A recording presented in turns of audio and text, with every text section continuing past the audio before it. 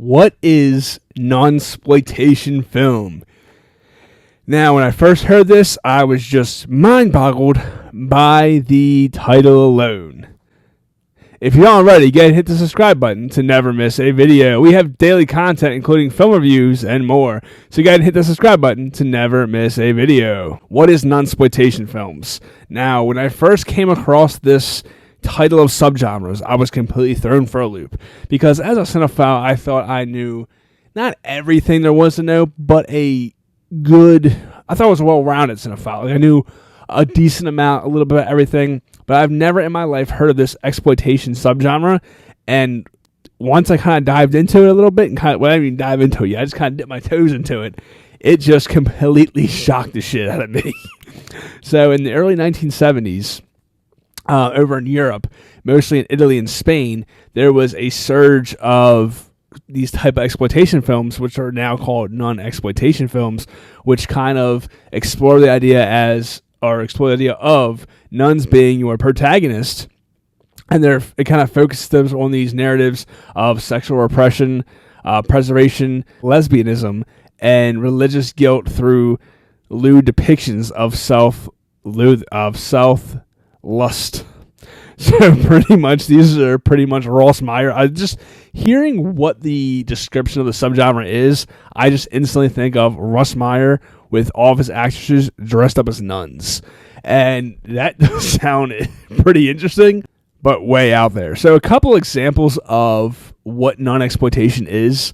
I put a few titles I kind of want to talk about that are, if you are interested, are now on the Criterion channel. And they are titles like The Killer Nun, with legendary Swedish sex bomb Antina Imberg stars as Sister Gertruda, a cruel nun who discovers depraved pleasure in a frenzy of drug addiction, sexual degradation, and sadistic murder. Like, that just sounds like an insane Friday night pizza and beer movie. Not gonna lie. You have titles like Miss 45.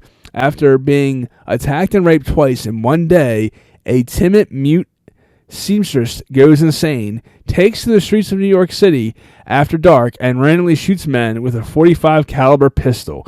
Now, how is this non-exploitation? Not 100% sure.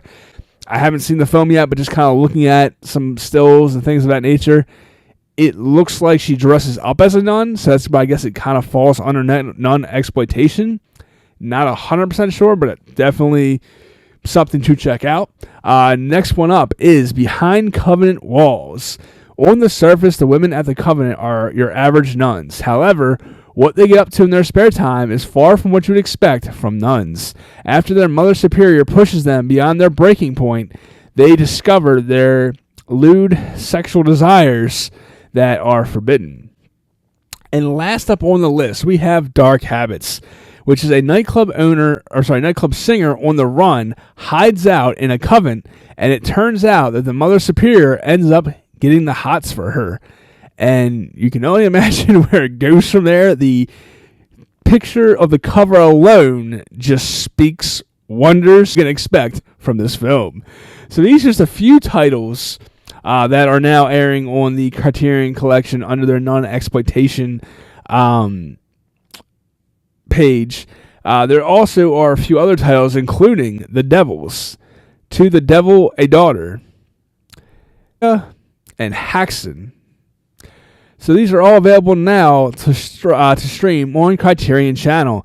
Have you saw them? Have you ever heard of non-exploitation films before today? I'd love to hear your thoughts. Comment below. Let me know.